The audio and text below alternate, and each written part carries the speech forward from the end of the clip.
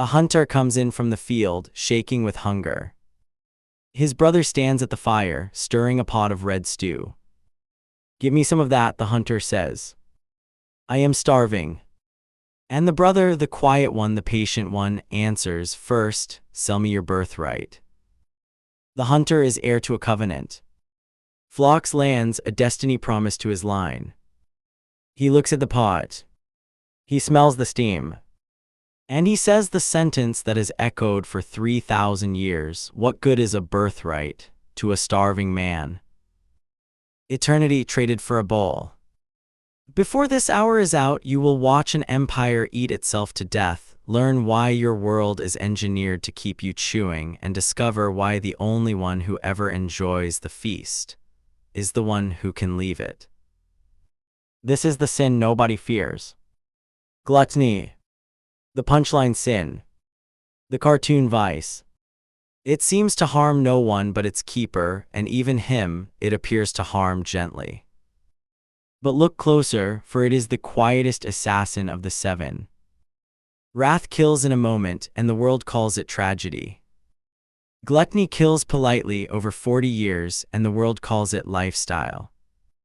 And understand this from the start, it was never only about food. Gluttony is consumption past the point of need, of anything. Food, drink, noise, screens, stuff. It is the sin of too much, in an age that sells nothing else.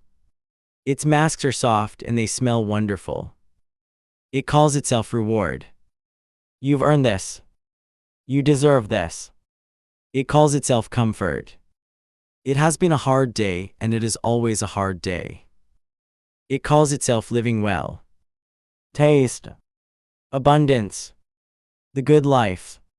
Listen to the language closely, treat yourself as if restraint were a prison and the appetite were the warden. But there are two voices at the table, and they are not the same. One says, "Celebrate." The other says, "Again. And again. And again." The mask is appetite worn as identity. I am a person who enjoys things.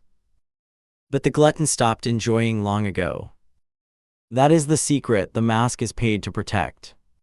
Return to the fire and the stew and the trembling hunter. Esau ate and drank and rose and went his way. That is the whole record. Scripture spends 5 words on the meal that cost a destiny. As if to say, that is what it was worth. Years later he stood before his blind father, begging, "Bless me. Bless me also, O my father," and wept aloud. And it could not be undone. Mark the machinery, appetite collapses time. To a hungry man there is no next year. There is no covenant. There is only the pot and the smell, and now. Every gluttony is this same trade at smaller scale. The birthright sliced thin, health, mornings, decades, and exchanged, bowl by bowl for now. When Rome was young, its soldiers ate porridge and conquered the world. When Rome was rich, it met our sin in style. The General Lucullus gave banquets that are still bywords, nightingales' tongues, peacocks from Samos, lampreys and dormice in honey, dining rooms ranked by the cost of a single night's table. The philosopher Seneca watched what his civilization had become and wrote it down. They vomit to eat, and eat to vomit. The feast no longer even sought satisfaction. Satisfaction had become the obstacle. An empire that had conquered the world's grain discovered it could not conquer its own table. Historians still argue over what felled Rome. But no one argues the order. The legions grew soft at the table first, and at the frontier after. Now the cruelest mechanism of all. Gluttony is not the love of pleasure. Gluttony is the death of it.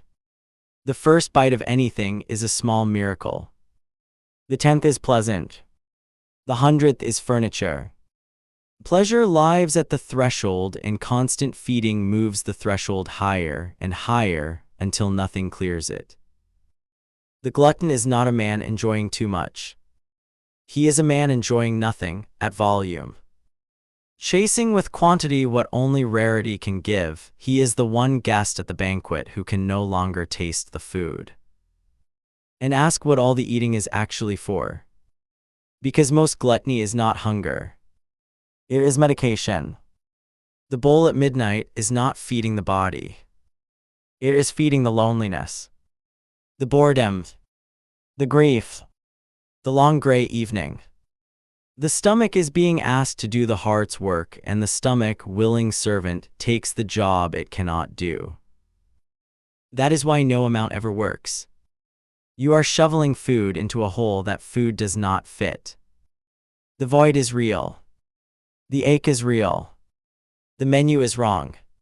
Now consider, your age built a laboratory for this sin. There are men in white coats whose entire profession is defeating your fullness. Salt, fat, and sugar tuned to a bliss point your ancestors' tongues never met, food engineered, tested, and focus grouped to make stopping the hard part. And not only food. Shows engineered to autoplay the next before you choose. Feeds with no floor. Games with no ending. Snacks for the eyes around the clock. The binge is no longer a fall from discipline. It is a product category. Yours is the first civilization in history to suffer more from too much than from too little, and it found a way to sell you that, too. And note the method, for this sin never kicks down the door. It offers. It suggests. It murmurs one more. Where's the harm? It is the softest of the seven. No scandal. No sirens. No smoking ruin. Its chains are silk, and they are fitted one thread at a time, each thread weightless, each day harmless, until the man who could once stop whenever he wanted discovers that one more is no longer a choice he makes, but a description of how his evenings go. The most dangerous chains are the ones light enough to wear without noticing. The ancients kept a cure, and every tradition prescribed it. The fast. Not as punishment. As calibration. Hunger chosen is a teacher. It shows you which appetites are real and which were merely habits wearing hunger's coat.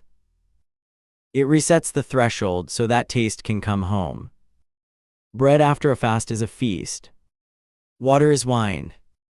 The fast is how a man reminds his appetite who signs its wages. You do not fast because the body is evil.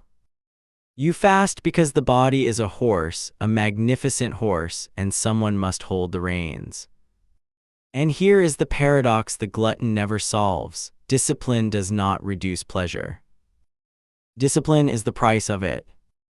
The man who feasts rarely tastes everything. The man who grazes always tastes nothing. One perfect meal attended to, the bread, the salt, the company, the hour, outweighs a month of absent chewing in front of a screen. Savoring is the opposite of consuming.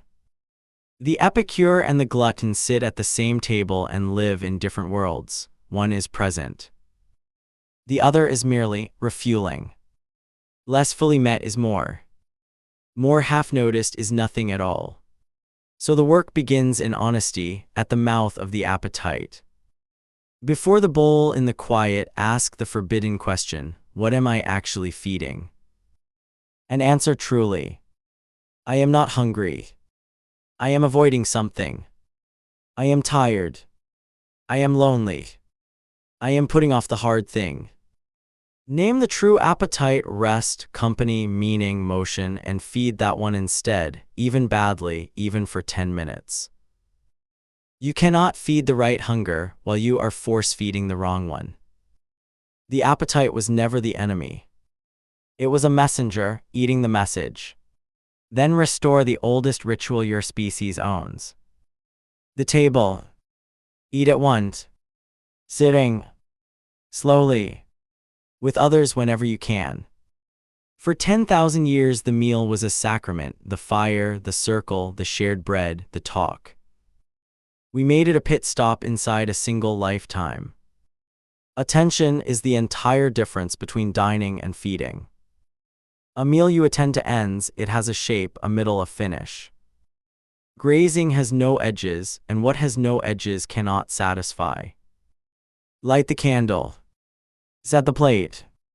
Put the screen in another room. What receives your attention receives your appetite's respect. And keep one hunger alive, the noble one. For the men who escape this sin are not the ones who want less. They are the ones who want more, of something worthier. A man devoted to a craft forgets to snack. A man in love with his work walks past the pantry without seeing it. Appetite is loyal, it serves whatever master is actually present. Give it nothing, and it will raid the kitchen. Give it a mountain, a work, a purpose, and it pulls like an ox in harness in the right direction.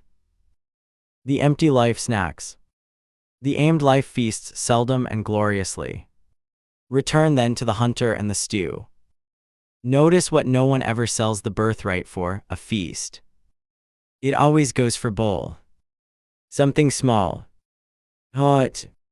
Immediate. Gone in minutes.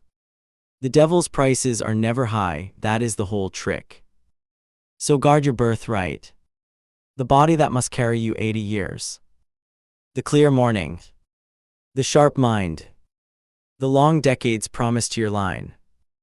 Eat like an heir, not like an orphan, an heir knows there is more coming and need not grab. The feast is real and it is yours. But the feast belongs to the man who can leave it, and only he ever tastes it. But the next master has no patience for tables. He does not whisper. He does not offer. He does not wait. He kicks the table over. The most honest of the seven, and minute for minute, the most expensive. 90 seconds of him can spend 10 years of you. Wrath. The fire that burns its keeper first. That story is next. It begins at a feast in Macedonia, with a cup of wine, a king, and the best friend he ever had.